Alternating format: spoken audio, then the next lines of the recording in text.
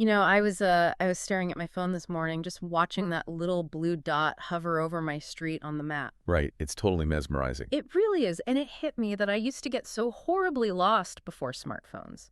We completely take for granted that our phones know exactly where we are, down to the meter. Down to the meter, yeah. But looking at the research for today's deep dive, the how behind that blue dot is, it's way more complex than just satellites looking down at us. Oh, absolutely. It's an entire invisible science. And the sources we're diving into today call it geodesy. Geodesy. Yeah. The mission for this deep dive is to understand how we actually measure a planet that is constantly wobbling, shifting, and frankly, pretty lumpy. Lumpy is a good word for it, because reading through these notes, geodesy isn't just basic map making. No, not at all. It's literally the science of measuring Earth's geometric shape, its orientation in space, and its gravity field.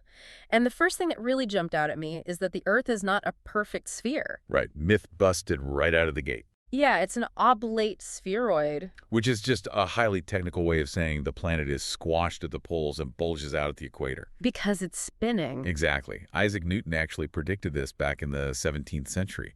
He figured the centrifugal force from the spin would push the middle out. But there was a massive debate about that, right? With the Cassini family in France. Yeah, they thought the Earth was elongated, like an egg. Which is wild to think about now. But it took the French Academy sending actual expeditions to Lapland up near the North Pole and down to Ecuador at the equator to finally settle it. They went out, measured the curvature, and proved Newton was right. We definitely live on a squashed sphere. But even calling it an oblate spheroid is kind of sugarcoating it, right? Because according to the gravity data, it's more like a potato. The potato of Potsdam? Yes! The potato of Potsdam. I love that visual. The geoid. Right, the geoid is basically the shape the ocean surface would take if it just flowed freely through the continents, driven only by gravity and rotation. Yeah. And since gravity varies depending on where mass is like a mountain range versus a deep ocean trench, the water level wouldn't be smooth, it'd be all bumpy. Exactly. Hence the potato. And navigating that potato requires some incredibly sophisticated math, though humans have been clever about this for a long time. Yeah, like Eratosthenes in 240 BC. Oh yeah, estimating the Earth's circumference using shadows. Just shadows in Alexandria and Syene. But Okay. Al-Biruni in the 11th century was the one that really stood out for me in these sources. The lazy but brilliant approach. Yes. Instead of walking for days across deserts to measure distance like Eratosthenes required, Al-Biruni just climbed a mountain in what's now Pakistan. He just measured the angle of the dip to the horizon. Right, and used simple trigonometry to calculate the radius of the Earth. Just so smart. It was a stroke of genius. Yeah. He turned a massive planetary problem into a simple triangle.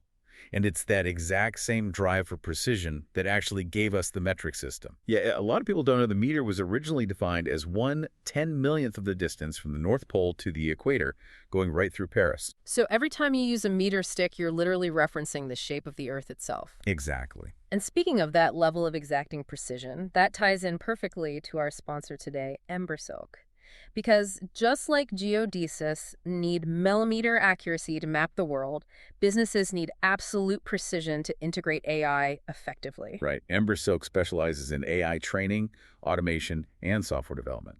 If you're trying to uncover exactly where AI agents can make the most impact for your business or even your personal life, you need a partner who really understands that nuance. You definitely do. You can check them out at embersilk.com for your AI needs. So, jumping back to the modern tech stack in our sources, we are way past mountains and shadows now. Oh, yeah. We're using things like VLBI, very long baseline interferometry. This is where it just gets incredibly cool. We're using radio telescopes to look at quasars. Those super bright, ancient objects billions of light years away. Right. They are so incredibly distant that, from our perspective, they don't move at all. They act like fixed lighthouses in the universe. And the telescopes here on Earth just measure the tiny difference in the arrival time of the signals. Like a cosmic stopwatch. By timing exactly when that radio signal hits different telescopes on different continents, we can track the Earth's orientation in space. Down to a millimeter. Down to a millimeter. And we have to do this because the Earth is constantly changing. Plate tectonics are literally shifting the continents. And the length of a day actually varies because our rotation isn't perfectly smooth. Exactly. See, that's the part that really contextualizes the whole blue dot thing for me. Your GPS receiver has to account for the continents moving and that lumpy gravity field we talked about. The geoid. Right, the geoid.